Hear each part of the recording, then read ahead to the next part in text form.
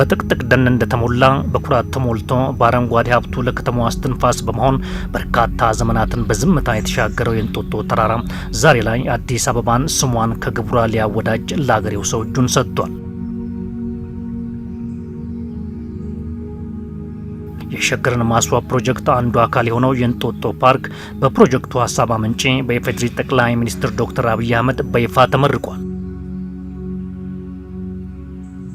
አሁን ያየነውን መንደር ማሰብ ለብዙዎቻችን የሚቻላል።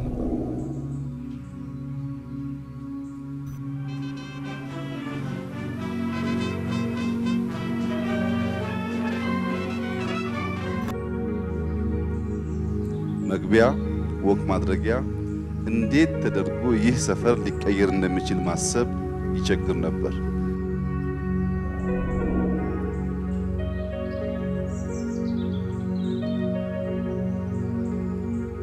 አዲስ አበባ ከተማ አናት እንጦጦ ተራራ ላይ የተገነባው ፕሮጀክቱም በአዲስ አበባ ጫካን መሰረት ያደረገ የመዝናኛ ስፍራ በመሆን አዲስ ምዕራፍን ከፍቷል። ማያ፣ ሱሉልታ፣ አዲሱ ገበያና ሽሮ ሜዳ በር የተሰኙ 4 መግቢያ በሮች ያሉት ፓርኩ ለሽርሽርና ለእግር ጉዞ የሚሆን የ13 ኪሎ ሜትርና የ10 ኪሎ ሜትር የብስክሌት መጋለቢያ መንገዶችም ተሰናድተውለታል። በውስጡ ከፈረስ ግልቢያ ጀምሮ መንፈስን የሚያድሱ የተለያዩ አገልግሎቶችን ያቀፈው ፓርኩ በስፋቱ በኢትዮጵያ የመጀመሪያ የሆነውን የአርት ጋለሪም አካቷል። ፕሮጀክቱ ያሰቡትን መተግበር በሚችሉ ኢትዮጵያውያን እውን መሆን መቻሉን ጠቅላይ ሚኒስትር ዶክተር አብይ አህመድ ተናግረዋል።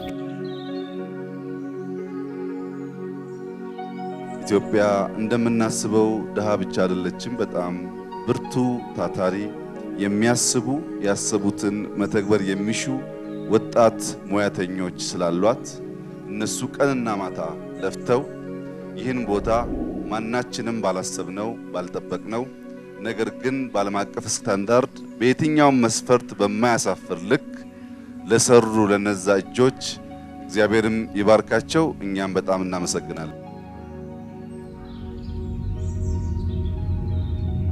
ለክፉ እጃቸውን የሚያነሱ ብቻ ሳይሆኑ ለመልካም ነገር እጃቸውን የሚያነሱ የሚተጉ ዜጎች ያሉባት ሀገር እርግጠኛ ሆኜ የምነግራችሁ ኢትዮጵያ ትበለጽጋለች።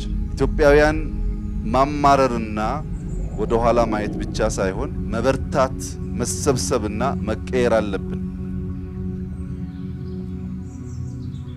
ከአንድነት ፓርክ ጀምሮ እስከ ወዳጅነት አደባባይ በተሻገረውና ዛሬ ላይ እንጦጦ የደረሰው አዲስ አበባን ውብ የማድረግ ተግባር አሁን ላይ ወደ ሀገር ተሻግሯል ያሉት ጠቅላይ ሚኒስትሩ ኮሻ፣ ጎርጎራና ወንጭን የማልማቱ ስራ እንዲሳካ ሁሉም እንዲረባረብ ጥሪያቸውን አቅርበዋል።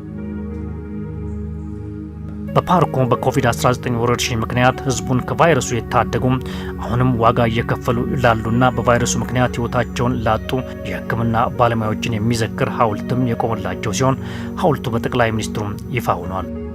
በእንጦጦ ተራራ ለዘመናት በእንጨት ለቀማ ህይወታቸውን ሲመሩ የነበሩ 463 እናቶች በስፍራው የስራ ዕድል የተፈጠረላቸው ሲሆን ከጠቅላይ ሚኒስትር ዶክተር አብይ አህመድ ቁልፍ ተረክበዋል። ቁልፍ የተረከቡት እናቶችም ፕሮጀክቱ በህይወታቸው ውስጥ አዲስ ምዕራፍ የከፈተ መሆኑን ገልጸው